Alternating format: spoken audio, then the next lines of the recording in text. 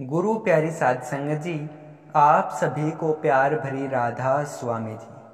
प्यारी साध संगत जी, चलिए हम अपने माँ ग्रंथ को कंटिन्यू करते हैं और आज का अपना विषय है हुजूर साहब का सूरवीर व्यक्तित्व। प्यारी साध संगत जी, जैसे कि पहले कई बार उल्लेख किया गया है, हुजूर महाराज जी छोटी उम्र से ही बहुत ही बलशाली और ताकतवर थे।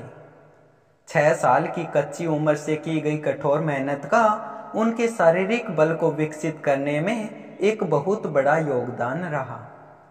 घर में पिता की छत्र छाया न होने के कारण उनके नन्हे कंधों पर समय से बहुत पहले ही कई बड़ी जिम्मेदारियां सौंप दी गई। जिंदगी की बहुसंख्य कठिनाइयों से गुजरने की वजह से वे धीरे धीरे मानसिक और शारीरिक रूप से मजबूत होते चले गए।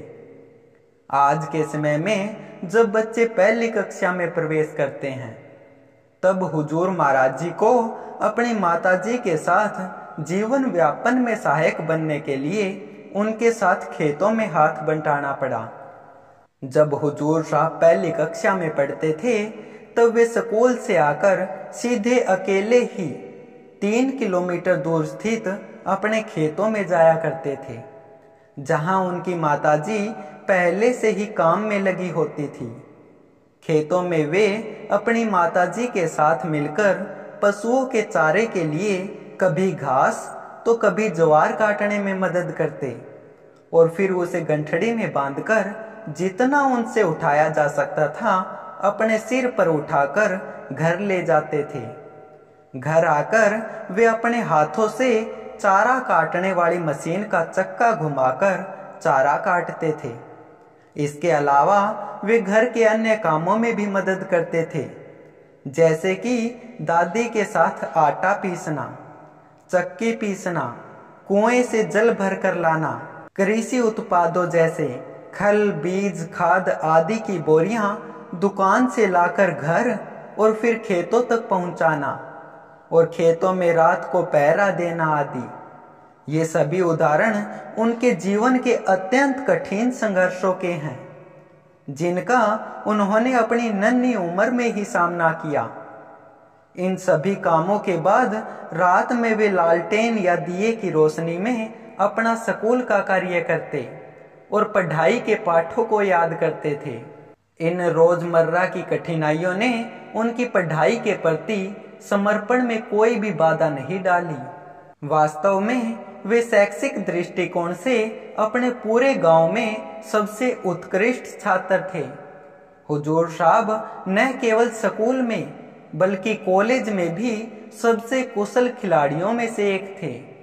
इसलिए वे खेल के अभ्यास और व्यायाम में भी अपना अधिक समय समर्पित करते थे।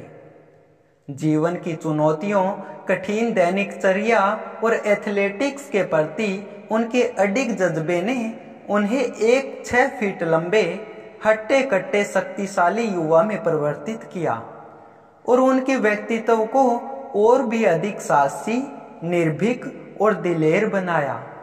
उनका व्यक्तित्व इतना रौबदार था कि जब भी कोई अनजान व्यक्ति उनके पास आता तो वे उनके मजबूत और आत्मविश्वास से भरे व्यक्तित्व से इतने प्रभावित हो जाता कि मानसिक रूप से उनके सामने समर्पण की भावना व्यक्त करने लगता था। हुजूर साहब ने कभी भी अपने बल पर गर्व नहीं किया और ना ही इसका कभी गलत फायदा उठाया। जब भी उन्होंने अपने बल का प्रयोग किया, वो हमेशा किसी की भलाई के लिए ही किया। गुरु की शरण में आने से पहले भी हुजूर साहब गरीब और असहाय लोगों की सहायता के लिए अन्याय के खिलाफ लड़ते थे। क्योंकि वे खुद गरीबी की स्थितियों से गुजरे थे, इसलिए उन्होंने अपनी शारीरिक शक्ति का प्रयोग सिर्फ और सिर्फ गरीब व्यक्तियों को ताकतवर लोगों के शोषण से बचाने के लिए ही किया। जब वे गुरु की शरण में आए तो उन्होंने स्वयं को मर्यादाओं में बांध लिया और अपने बल का उपयोग केवल आश्रम की व्यवस्था को मजबूत बनाए रखने और बड़े महाराज जी की सुरक्षा के लिए किया। चाहे कोई उन पर किसी भी प्रकार का व्यक्तिगत हमला करे या उन्हें उकसाने की कोशिश करे, आश्रम में वे कभी भी किसी पर अपने बल का प्रयोग नहीं करते थे। हालांकि यदि कोई सत्संग या बड़े महाराज जी को हानि पहुंचाने की कोशिश करता तो वे बिना देरी किए कार्रवाई करते थे। ऐसी परिस्थितियों में वे तत्परता से समस्या का समाधान करने के लिए अपनी पूरी शक्ति का उपयोग करते ताकि शांति और व्यवस्था को पुनः स्थापित किया जा सके। बड़े महाराज जी को यह पूरा भरोसा था कि उनका मास्टर कभी भी बिना किसी कारण के या अपनी निजी इच्छा शक्ति से किसी पर हाथ नहीं उठाएंगे। एक बार की बात है, बड़े महाराज जी दादरी आश्रम में बिना किसी सत्संग कार्यक्रम की सूचना के अचानक निरीक्षण करने पहुंचे। वहां लगभग 20-30 सेवादार और कुछ आसपास के ग्रामीण मौजूद थे जो सेवा के कार्य में लगे हुए थे। बड़े महाराज जी की गाड़ी को आश्रम में आते देखकर एक दो व्यक्ति जो आश्रम के बाहर से गुजर रहे थे, वे भी अंदर जाकर बड़े महाराज जी को देखने के लिए पहुंचे। बड़े महाराज जी ने आश्रम का निरीक्षण करने के बाद इस छोटी सी संगत के सामने एक कुर्सी पर आसीन होकर सत्संग उपदेश देना शुरू किया।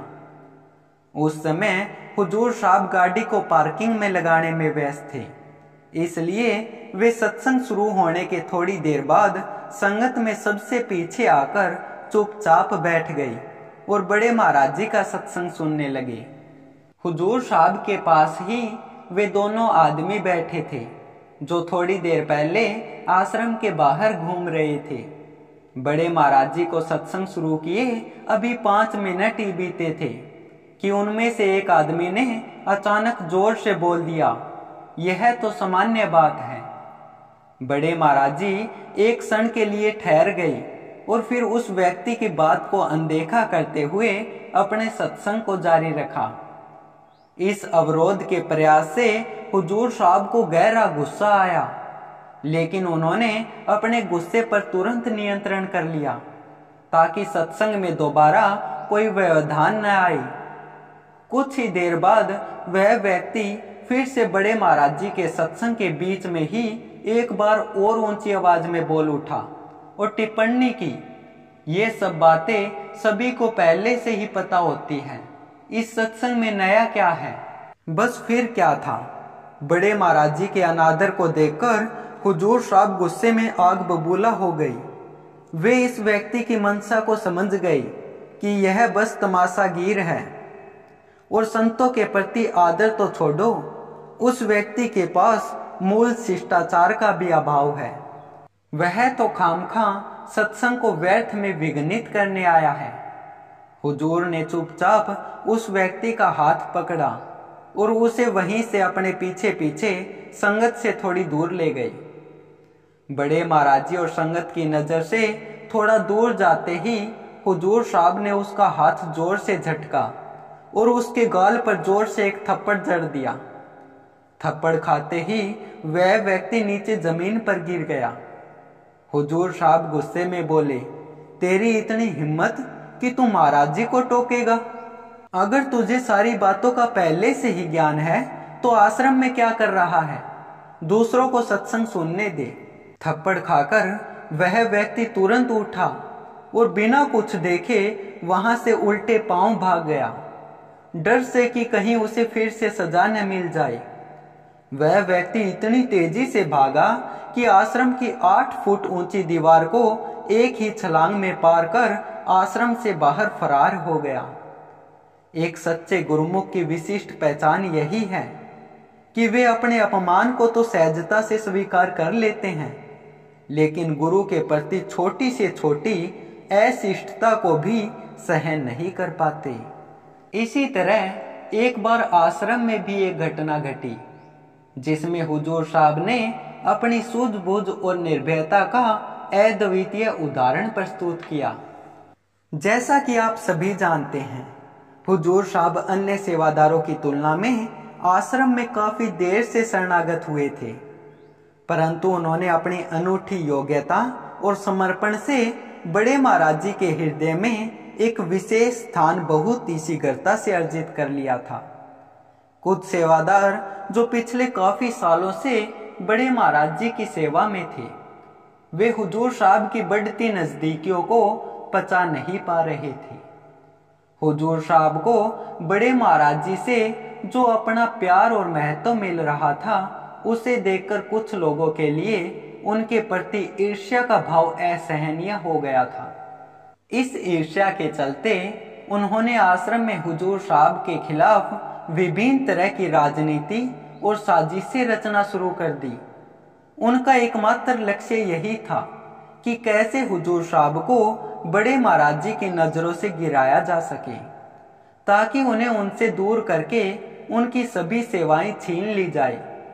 परंतु वे इस बात को समझने में विफल रही कि संत प्रेम के आशिक होते हैं। उनको अच्छे शासक की नहीं, अच्छे सेवक की खोज होती है।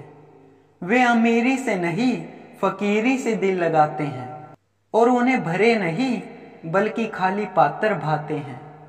खैर, आश्रम में रहने वाले उन चंद नकारात्मक विचारधारा वाले लोगों ने कुछ गांव वालों से मिलकर हुजूर साहब को संगत के सामने बदनाम करने के लिए एक कुशल योजना बनाई। उनका इरादा था कि जब बड़े महाराज जी संगत के सामने होंगे तो वे सभी मिलकर हुजूर साहब को घेर लेंगे। उनकी योजना यह थी कि वे हुजूर महाराज जी से संबंधित सभी निजी विवादों को उजागर करते हुए शोर मचाएंगे और उन्हें उत्तेजित करने की कोशिश करेंगे। उनका मानना था कि अगर हुजूर साहब अचानक इतने लोगों के आक्रोश का सामना करते हैं तो शायद वे अपना संयम खो देंगे और हाथापाई के लिए मजबूर हो जाएंगे। इससे आश्रम में एक बड़ा विवाद उत्पन्न होगा और वे इस अशांति का सारा दोष हुजूर साहब के तीव्र स्वभाव पर मढ़ देंगे। उनका विचार था कि यदि हुजूर साहब संगत के सामने नीचा दिखाई दें तो फिर वे बड़े महाराज जी को बहला फुसलाकर हुजूर महाराज जी के विरुद्ध उनके कान भर सकेंगे। वे सभी एक दिन सुबह सुबह इसी गलत इरादे के साथ आश्रम में एक साथ उस समय बड़े महाराज जी के संगत के सामने आए जब वे अपने सिंहासन पर विराजमान थे और हुजूर साहब हाल में संगत के पीछे की पंक्ति में बैठे हुए थे। अचानक हुजूर साहब ने देखा कि 6-7 लोगों का एक गुट आश्रम के मुख्य द्वार से प्रवेश कर रहा है। इस गुट में कुछ आश्रम के निवासी शामिल थे जो हुजूर साहब से मतभेद रखते थे और कुछ ग्रामीण भी थे जिनकी हाल ही में हुजूर साहब के साथ कुछ कहा सुनी हुई थी। वे सभी बड़े महाराज जी की ओर बढ़ रहे थे। जैसा कि हुजूर महाराज जी आज भी बिना बात किए केवल लोगों के चेहरे और उनकी चाल चलन को देखकर उनकी भावनाओं को अपनी गहरी अंतर्दृष्टि से समझ लेते हैं, उस समय भी उन्हें तुरंत आभास हो गया कि वह समूह किसी गलत मंसूबे के साथ आया है। उन्हें द्वार पर आता देखकर हुजूर साहब ने संगत के बीच से उठकर सीधे उस समूह की ओर कदम बढ़ा दिए। जब हाल और प्रवेश द्वार के मध्य उस समूह और हुजूर साहब की नजरें मिली तो उन्होंने देखा कि उनमें से कुछ लोग काफी आक्रोश में थे। उनका शक विश्वास में बदल गया और वे बिना कुछ कहे उस समूह को पार करके आश्रम के मुख्य द्वार पर आ खड़े हुए। आश्रम के बाहर एक कदम रखकर हुजूर साहब ने मुख्य प्रवेश द्वार के बीच में खड़े होकर उस समूह की हरकतों पर ध्यान पूर्वक नजर रखना शुरू कर दिया। वह समूह बड़े महाराज जी के पास पहुंचा और हुजूर साहब के खिलाफ धीमे स्वर में कुछ बातें कहने लगा। उस समूह से बातचीत के बाद बड़े महाराज जी ने ऊंची आवाज में पुकारा, मास्टर एक बार यहाँ आना। हुजूर साहब ने द्वार से ही जवाब दिया, बस आया जी। लेकिन वे वहीं द्वार पर खड़े रहे और चुपचाप उस समूह को बाहर आने का इशारा किया। हुजूर साहब ने निश्चय किया था कि वे आश्रम के अंदर नहीं जाएंगे और उन सभी को बाहर बुलाकर वहीं निपटारा करेंगे। हुजूर साहब के इस आक्रामक इशारे को देखकर उस समूह के कई लोगों के चेहरे पीले पड़ गए और उन्होंने तुरंत समझ लिया कि मास्टर उन्हें बाहर टकराव के लिए बुला रहे हैं। उन्हें अच्छी तरह पता था कि आश्रम के बाहर मास्टर किसी भी प्रकार की शर्म या मर्यादा का पालन नहीं करेंगे। और उनसे बाहर मुठभेड़ का मतलब एक शेर से भिड़ने जैसा होगा। जो लोग हुजूर साहब को फंसाने आए थे, अब वे खुद फंसे हुए महसूस करने लगे।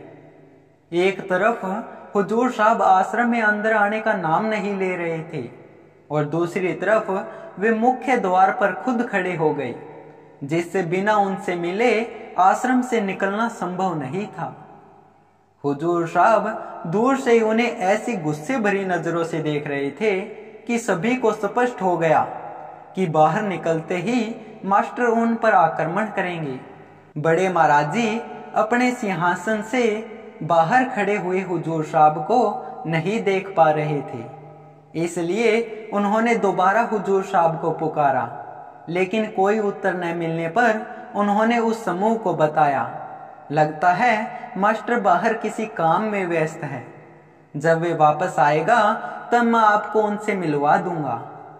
वो घबराई हुई टोली जिसने हुजूर साहब को आश्रम के मुख्य द्वार पर अड़ी खड़े देखा, उन्होंने स्थिति की नाजुकता को समझते हुए मौन साधना ही उचित समझा। उन्होंने बड़े महाराज जी से कहा, कोई बात नहीं, हम बाद में अकेले में उनसे बात कर लेंगे। यह कहकर वे सभी चुपचाप संगत में बैठ गए और सत्संग सुनने लगे। इस दौरान हुजूर साहब ने अपना डेरा गेट पर ही जमा लिया और पूरे सत्संग के समय वे वहीं खड़े रहे। उनका रोबीला अंदाज और तीखी नजरें उस टोली पर टिकी रही, जैसे वे उनकी हर हरकत पर नजर रख रहे हों। जब भी उस समूह का कोई सदस्य गलती से हुजूर साहब की ओर देखता तो वह तुरंत मुड़कर बड़े महाराज जी की ओर ध्यान देने लगता, जो उस समय सत्संग कर रहे थे। सभी के मन में भय था कि कहीं हुजूर साहब उन्हें पहचान न ले, इसलिए वे संगत की आड़ में चुपचाप बैठे रहे। जैसे ही बड़े महाराज जी का सत्संग समाप्त हुआ, वे सभी लोग जो पहले एक समूह में एकत्रित हुए थे, अब विभिन्न दिशाओं में बिखर गए। उन्होंने लंगर की ओर रुख किया, जहां उन्होंने प्रसाद लेने के बहाने कुछ और समय गुजारा। प्रसाद ग्रहण करने के बाद उन्होंने हुजूर साहब से मिले बिना ही सुरक्षित तरीके से आश्रम से बाहर निकलने की योजना बनाई। वे एक एक करके अलग अलग स्थानों से और विभिन्न समयों पर संगत की भीड़ में छुपकर आश्रम से बाहर निकलने में सफल हो गए। उन सब के जाने के बाद जब हुजूर साहब बड़े महाराज जी के दर्शन के लिए गए तो बड़े महाराज जी ने उनसे पूछा, अरे मास्टर, तू तो बड़ा ही अलग तरह का आदमी निकला। मैं तो तुझे बुला रहा था और तू हाँ करके भी वापस नहीं आया। तुझे पता है, तुझसे अकेले लड़ने के लिए 6-7 आदमी आए थे। हुजूर साहब ने जवाब दिया, जी मुझे पहले ही पता चल गया था कि वे यहाँ आश्रम का माहौल खराब करने के लिए आए हैं।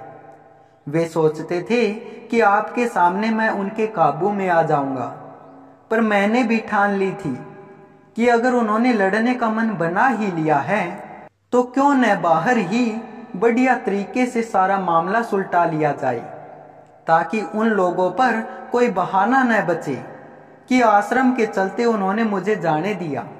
बड़े महाराज जी यह सुनकर चिंतावश में बोले, अरे आश्रम में तू होता तो लड़ाई झगड़े में बीच बचाव भी हो सकता था। तू अकेला बाहर चला गया और वे सारे लोग तुझ पर एक साथ टूट पड़ते तो कौन बचाता तुझे।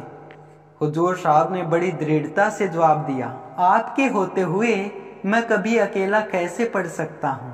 रही उन लोगों की बात, तो मैं आज भी बाहर खड़ा खड़ा जोर से जमीन पर अपना पैर पटक देता तो वो उसी शोर से डर के वे भाग जाते और मुड़कर वापस भी नहीं देखते, तो मुझ पर हमला करने का साहस कहां से लाएंगे। और अगर वाकई में उनमें मेरे से सामने करने का साहस होता तो वो यूं इकट्ठा होकर आश्रम में ना आते। उन्हें मुझसे लड़ना होता तो वो तो मुझसे कहीं भी आते जाते घेर सकते थे, चाहे वह बाहर गांव में हो या स्कूल के रास्ते में हो या घर पर हो। उनका इस तरह योजनाबद्ध तरीके से आश्रम में आने का तो बस एक ही मकसद था कि मेरी श्रम की बंदिश का फायदा उठाकर मुझ पर हावी होना। बड़े महाराज जी उनका तर्क समझ गए और उनकी बात मानी कि वो सही कह रही है। हुजूर महाराज जी का अदम्य साहस और निडरता सबके लिए जग जाहिर थी। बड़े महाराज जी भी इस बात से अवगत थे कि हुजूर साहब किसी भी चुनौती का स्वागत न केवल शांत चित्त से करते थे, बल्कि उसका सामना करने के लिए हमेशा तत्पर रहते थे। उनकी इस अद्वितीय वीरता को बड़े महाराज जी अपने सत्संगों में एक जीवंत चित्रण के रूप में प्रस्तुत करते हुए कहा करते थे, मेरा मास्टर वीरों में एक रणधीर है, मेरा मास्टर शेरों का शेर है। प्यारी साध संगत जी, कल फिर यहीं से हम अपने महाग्रंथ को कंटिन्यू करेंगे। तब तक आप सभी को प्यार भरी राधा स्वामी जी।